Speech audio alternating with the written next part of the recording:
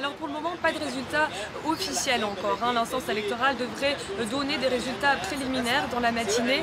Pour le moment, selon les premières tendances, Nida Tounes est donné largement en tête. D'ailleurs, c'est ce sur quoi titre la presse tunisienne.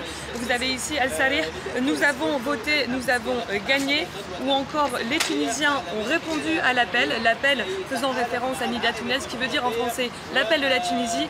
Autre son de cloche toutefois pour Tahrir, qui estime que la Tunisie est désormais entre les canines du libéralisme sauvage. En tout cas, il faut rester prudent en attendant les résultats officiels de l'instance électorale.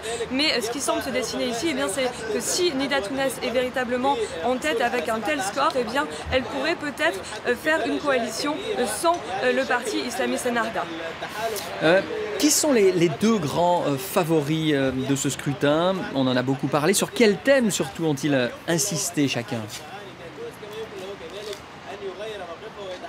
Alors vous avez d'un côté le parti islamiste Ennahda qui était largement vainqueur aux élections de 2011 et qui était à la tête du gouvernement jusqu'à janvier de cette année.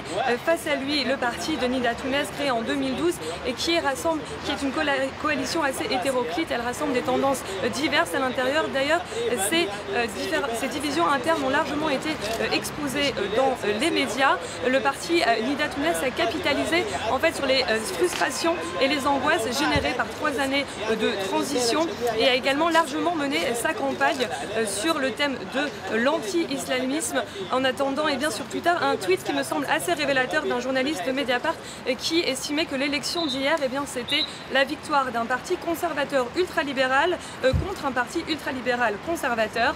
En tout cas, ce qui semble se dessiner ici, c'est que l'élection consacre la bipolarisation de la vie politique tunisienne.